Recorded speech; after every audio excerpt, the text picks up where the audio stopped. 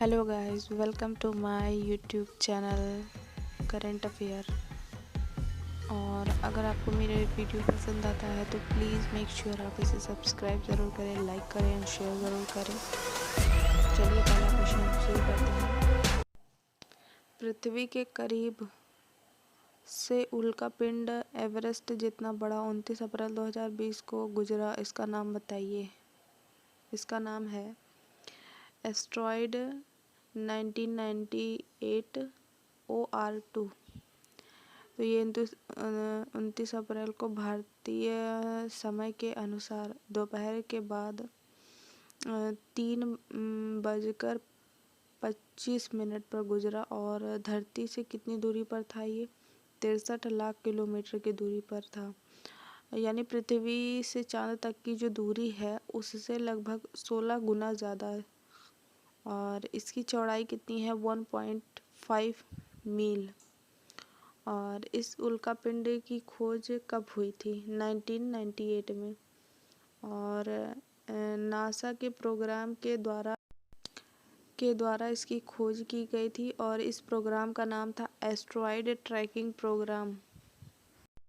और ये जो उल्कापिंड था इसकी रफ्तार कितनी थी? 31,319 किलोमीटर प्रति घंटा की रफ्तार थी। अगला क्वेश्चन है, एक्टर इरफान खान का 29 अप्रैल 2020 को निधन हो गया। वह किस बीमारी से जूझ रहे थे? इसका आंसर है न्यूरो एंडोक्राइन ट्यूमर। तो ये ट्यूमर जो है कैंसर की एक प्रजाति होती है और पहली बार 16 मार्च 2018 को इस बीमारी के बारे में बताया गया था। यानी जो इरफान खान थे उनकी बीमारी के बारे में उनको पता चला था और वो इलाज करवा रहे थे इसका। और लंदन में 2019 में यानी पिछले साल लौटे थे इलाज करवा के। और इसके बाद उनका इलाज मुंबई के कोकिलाबेन अस्पताल से हुआ और इलाज चल रहा था। 28 अप्रैल को क्लोन इन्फेक्शन की वजह से काफ़ी स्थिति खराब हो गई और उनको भर्ती कराया गया अस्पताल में, कोकिलाबेन अस्पताल में। और इलाज भी हुआ। इलाज होने के बाद उनको घर भी भेजा गया। उसके बाद उनकी डेथ हो गई। और इनकी डेथ जो है 29 अप्रैल को हो गई।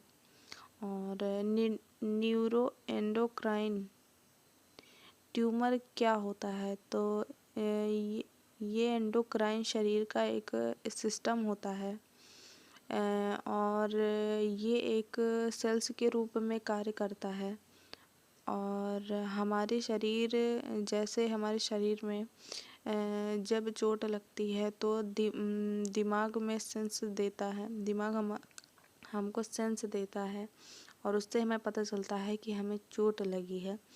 तो न्यूरो एंडोक्राइन बोलते हैं उसे। और ये जो है ट्यूमर जो होता है उन दोनों यानी न्यूरो और एंडोक्राइन के बीच में एक गांठ पड़ जाती है और उस हिस्से में तो कोई भी सिग्नल दिमाग तक नहीं पहुंच पाता है। तो ये बीमारी होती है जिससे कोई भी सिग्नल, अगर हमारे शरीर में कहीं भी कोई चोट लगती है तो वो सिग्नल दिमाग तक नहीं पहुंच पाती है। तो ये बहुत ही दुर्लभ प्रकार का ट्यूमर होता है और ये ज़रूरी नहीं है कि ये ट्यूमर दिमाग या एंडोक्राइन में ही हो, शरीर के किसी और अंग में भी हो सकता है। और इसका असर जो है ब्लड सेल्स में होता है जो खून में हार्मोन्स को भेजता है। और ये बीमारी के कई कारण हो सकते हैं लेकिन ज़्यादातर ये बीमारी जो है वंशानुगत होती है। यानी इसका मतलब है कि ख़ानदान में अगर किसी को ये बीमारी है तो वो उससे ज़्यादा इन्फेक्टेड करता है ख़ानदान के लोगों से अन्य लोगों में। लेकिन अभी जो इरफान खान हॉस्पिटल में भर्ती थे वो क्लोन इन्फेक्शन की वजह से थे। और इस इन्फेक्शन को हम कोलाइट भी बोलते हैं। और इनका जन्म जो इरफान खान का जन्म जो है 7 जनवरी 1967 में हुआ था राजस्थान के जोधपुर में। और 30 साल फिल्मी दुनिया में कार्य कर चुके हैं और विदेशी फिल्मों में भी कार्य कर चुके हैं।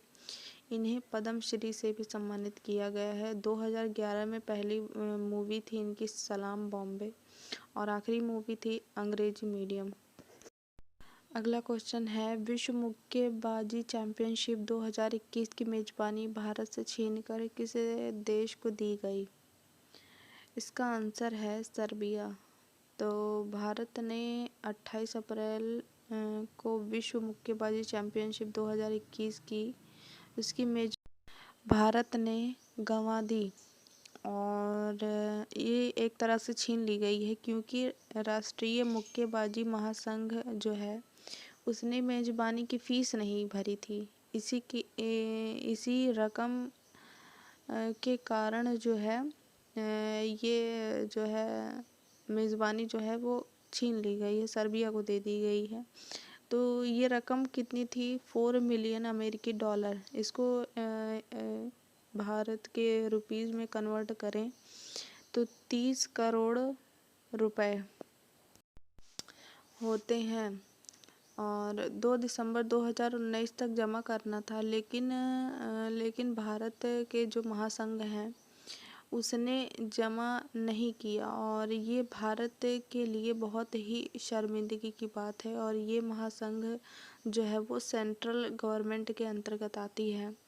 भारतीय महासंघ ने ये कहा कि AIBA उसने ये कदम जल्दीबाजी में उठाया है और 2017 में ये तय हुआ था कि अंतर्राष्ट्रीय मुक्केबाजी चैंपियनशिप जो है वो भारत में होगा और इसका करार भी किया गया था, लेकिन अब ये करार तोड़ दिया गया। अगला क्वेश्चन है, पूर्व क्रिकेट खिलाड़ी और कोच अरुण कुमार को किस देश की क्रिकेट टीम का हेड कोच बनाया गया है? इसका आंसर है USA और 2 साल का करार होगा और ऐलान अभी हाल ही में हुआ है। और ये जो अरुण कुमार हैं ये कर्नाटक के खिलाड़ी के रूप में कर्नाटक को रणजी ट्रॉफी को जीतने का काम कर चुके हैं और इसके अलावा ये हैदराबाद पुडुचेरी क्रिकेट टीम के कोच भी रह चुके हैं। और इसका जो ऐलान हुआ है US क्रिकेट के CEO इयान हिगिंस 28 अप्रैल को पुष्टि की है उन्होंने और लॉकडाउन के बाद वो वहाँ पर जाएंगे। हालांकि अभी जो है लॉकडाउन है तो अभी नहीं जा पाएंगे, लेकिन इन्होंने वर्चुअल ट्रेनिंग शुरू कर दी है। और अरुण कुमार IPL किंग्स 11 पंजाब और रॉयल चैलेंजर बेंगलुरु के साथ भी काम कर चुके हैं। अगला क्वेश्चन है, सार्वजनिक उपक्रम चयन बोर्ड यानी PESB जिसका फुल फॉर्म होता है पब्लिक एंटरप्राइजेज सिलेक्शन बोर्ड का प्रमुख किसे नियुक्त किया गया है? इसका आंसर है राजीव कुमार। और राजीव कुमार पूर्व वित्त सचिव हैं और ये फॉर्मल फाइनेंस सेक्रेटरी हैं और 29 अप्रैल को इनकी नियुक्ति की गई है। ये बोर्ड जो है कई सरकारी PSU जैसे IOC LIC इन सब के कर्मचारियों की नियुक्ति करते हैं, जैसे कि CEO या चेयरमैन, इन सब की नियुक्ति ये बोर्ड करता है। और तो ये किसकी जगह लेंगे? ये कपिल देव त्रिपाठी की जगह लेंगे। और अभी कपिल देव त्रिपाठी को किस चीज़ का सेक्रेटरी बनाया गया है? तो कपिल देव त्रिपाठी को राष्ट्रपति का सचिव बनाया गया है। निजी सचिव यानी PS जिसका फुल फॉर्म होता है पर्सनल सेक्रेटरी। श्रीकांत माधव वैद्य पहले जो है PESB यानी पब्लिक एंटरप्राइजेज सिलेक्शन बोर्ड में काम कर चुके हैं और 12 दिसंबर में चेयरमैन पद पर इन्हें नियुक्त किया गया था 12 दिसंबर 2019 में। और इतने लंबे समय बाद अप्रैल 2020 में केंद्रीय मंत्रिमंडल नियुक्ति समिति ने इनकी नियुक्ति पर मुहर लगा दी है। और श्रीकांत माधव वैद्य जो है IOC में डायरेक्टर रिफाइनरी का का कार्य कर रहे थे और उस पद पर थे डायरेक्टर रिफाइनरी।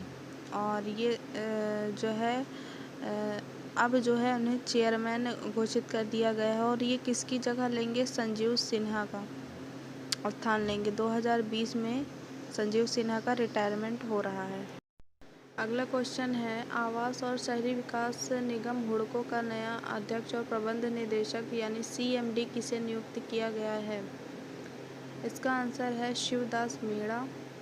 और हुडको का फुल फॉर्म क्या होता है? Housing urban development corporation.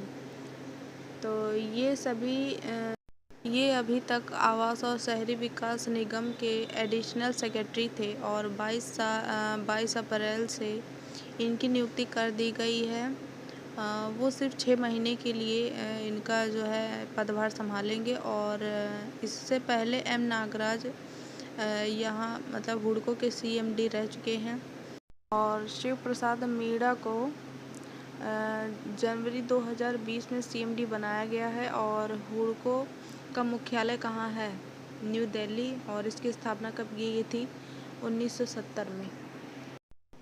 अगला क्वेश्चन है, किस प्रदेश सरकार ने अपने राज्य में लॉकडाउन की सप्ताह बढ़ाने का आदेश जारी किया है? इसका आंसर है पंजाब।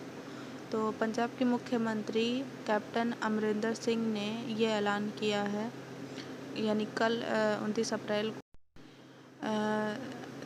अप्रैल को ये ऐलान किया था कि 2 हफ्ते तक और इस लॉकडाउन को बढ़ाएंगे। अगला क्वेश्चन है, कोयला और खान मंत्रालय ने वित्त वर्ष 2020-21 के लिए देश का कोयला उत्पादन लक्ष्य क्या रखा है? इसका आंसर है 710 मैट्रिक टन। तो अभी तो लॉकडाउन है, अभी तो कोई जो है ख़रीदारी तो नहीं होगी, लेकिन लॉकडाउन जैसे जैसे ख़त्म होगा तो इसकी खपत भी काफ़ी होने वाली है और इसीलिए इसकी उत्पादकता बढ़ाई जा रही है। अगला क्वेश्चन है, अंतर्राष्ट्रीय नृत्य दिवस यानी इंटरनेशनल डांस डे कब मनाया जाता है? इसका आंसर है 29 अप्रैल। तो यूनेस्को के आर्ट्स पार्टनर के इंटरनेशनल थिएटर इंस्टीट्यूट, इसको इंग्लिश में इंटरनेशनल थिएटर इंस्टीट्यूट बोलते हैं, डांस एकेडमी ने इस दिवस की शुरुआत की थी। और अगर आपको मेरा ये वीडियो पसंद आया है तो प्लीज़ इसे सब्सक्राइब करें, लाइक करें एंड शेयर ज़रूर करें अपने दोस्तों के साथ। मिलते हैं अगली वीडियो में।